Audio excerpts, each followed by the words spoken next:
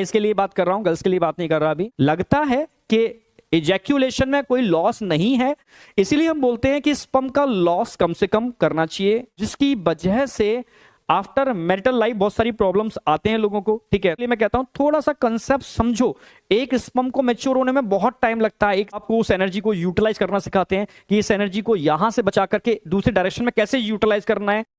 आपको सुन के ताज्जुब होगा, समझ रहे हो, मतलब थोड़ा सा मैं टॉपिक से हट रहा हूं। ठीक है, बॉयज के लिए बात कर रहा हूं, गर्ल्स के लिए बात नहीं कर रहा अभी। ठीक है, टॉपिक से हट के बात कर रहा हूं कि एक स्पर्म को कंप्लीट मैच्योर होने में 65 से 75 डेज लगते हैं, कंप्लीट मैच्योर होने में। ठीक है, तभी तो उस जमाने में बच्चों को 6 क्लास से ही गुरुकुल भेजा जाता था, जहां गर्ल्स नहीं होते थे, जहां एक मतलब मैं बहुत तरीके बता रहा हूं, बहुत सही साइंटिफिक, कि उस समय की साइंस कितनी डेवलप थी।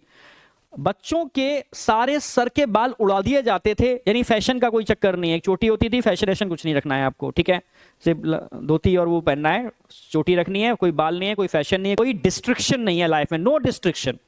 ठीक है, गुरुकुल के अंदर आपको मेहनत करनी है, चाहे आप राजा के बेटे हो, चाहे आप ठीक है बहुत लोअर किसी प्रजा के बेटे हो, सबको बराबर का दर्जा मिलना है, सबको मेहनत करनी है। ठीक है, और सबको प्रॉपर तरीके से वहां के रूल्स एंड रेगुलेशन फॉलो करने हैं, जिससे वाकई में उनका मानसिक स्तर बहुत डेवलप हो जाता था। वो ये चीजें जानते ही नहीं थे कि भाई, no doubt 6th 7th 8th में उनको ये एजुकेशन नहीं दी जाती थी। जब वो 12th स्टैंडर्ड में पहुंच जाते थे, अंतिम चरण होता था उनका गुरुकुल का, तब उनको कहीं ना कहीं सेक्स से रिलेटेड एजुकेशन दी जाती थी। समझ रहे हो, तब बताया जाता था सेक्स ओनली और ओनली एक न्यू जनरेशन या न्यू, समझ रहे हो ना, ऑफ स्प्रिंग या आगे की जनरेशन को क्रिएट करने के लिए होने वाली एक मैकेनिज्म है। ठीक है, जो इसमें पड़ गया वो गया। ठीक है, यानी तब तक, जब तक वो एज आती थी, यानी 21 वाली एज मान के चलो, तब तक उन बच्चों का टेस्टिस का एपिथेलियम बड़ा स्ट्रांग हो जाता था। ठीक है, इसलिए वो बहुत बलशाली हुआ करते थे। ठीक है, और वो समझते थे किस चीज को कहां यूटिलाइज करना है। पहले ही बोल रहा हूं, मैं टॉपिक से भी हट गया हूं। ठीक है, पर एज अ टीचर मुझे थोड़ा सा बताना पड़ेगा, क्योंकि टॉपिक ये वाला आ गया है इसलिए। ठीक है, इसीलिए हम बोलते हैं कि स्पर्म का लॉस कम से कम करना चाहिए। ठीक है, कम से कम, मैं ये नहीं कहा कि, क्योंकि ये मैकेनिज्म है, स्पर्म रिलीज होगा, ठीक है, फिर मैच्योर होगा। मैच्योर होने का प्रॉपर टाइम देना पड़ेगा, क्योंकि स्पर्म के मैच्योरेशन, स्पर्म का फॉर्मेशन जर्मिनल एपिथेलियम से बन रहा है, जो पूरा मैकेनिज्म बताने वाला हूं मैं। ठीक है, तो उस जर्मिनल एपिथेलियम को मैच्योर होने के लिए आपको पर्टिकुलर एक एज तक का टाइम देना पड़ता है। उस एज के बाद जब वो इतनी मैच्योर हो जाती है, फिर उस पर कोई फर्क नहीं पड़ता। पर आज की डेट में जो डिस्ट्रिक्शन इन डिवाइस की वजह से हो रहा है, तो समझ ही रहे हो कि दिक्कत क्या आ रही है। उसकी वजह से जर्मिनल एपिथेलियम मैच्योर नहीं हो पाती, अर्ली स्टेज में ही वो इमैच्योर रह जाती है, जिसकी वजह से आफ्टर मैरिटल लाइफ बहुत सारी प्रॉब्लम्स आते हैं लोगों को। ठीक है, तो इसलिए मैं कहता हूं थोड़ा सा कंसेप्ट समझो।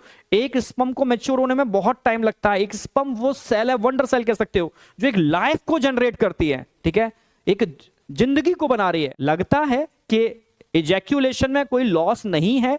ठीक है, मैं ये नहीं कह रहा इजैक्यूलेशन की मैकेनिज्म नहीं होनी चाहिए। ठीक है, इजैक्यूलेशन ठीक है, क्योंकि वो एक नेचुरल मैकेनिज्म, नहीं करेंगे, नहीं इजैक्यूलेशन होगा तो कहीं ना कहीं उसका फॉर्मेशन स्टॉप होगा, जो मैं आज नेगेटिव फीडबैक बताने वाला हूं। पर ठीक है, आप समझ रहे हो ना, उसका ड्यूरेशन कम से कम 1 मंथ या 2 मंथ, तो मैच्योरेशन के अंदर टाइम काफी लगता है।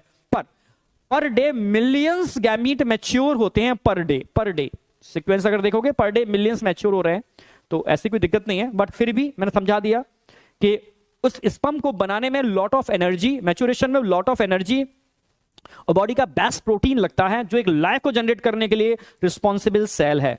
समझ रहे हो ना मेरी बात, तो ये नॉर्मल सेल से हटके है, तो उसका प्रोटेक्शन और उस एनर्जी को अगर हम अलग डायरेक्शन में मोल्ड कर लेते हैं, वो हर किसी के बस की बात नहीं है। उसके लिए तो पूरा का पूरा आपको एक टॉप टीचर्स की रिक्वायरमेंट होती है, जो गुरु टर्म यूज करते हैं। ठीक है, आपको उस एनर्जी को यूटिलाइज करना सिखाते हैं कि इस एनर्जी को यहां से बचा करके दूसरे डायरेक्शन में कैसे यूटिलाइज करना है, ब्रेन के डेवलपमेंट के लिए या अपने, तभी तो कहते हैं जो लोग जुनूनी होते हैं, पागलपन जिनके अंदर होता है, वो इतना पागलपन होता है कि क्योंकि उनको अपने टारगेट के अलावा कुछ और दिमाग में आता ही नहीं है। उनके लाइफ में डिस्ट्रिक्शन टर्म ही नहीं होता, डिप्रेशन वो जानते ही नहीं है, ओनली टारगेट, जुनून पागलपन की तरह टारगेट पर लगे होते हैं। और जो लोग जुनून और पागलपन की तरह टारगेट पर लगे होते हैं, तो उनका बॉडी का सारा एनर्जी एक ही जगह फोकस्ड होता है। और जब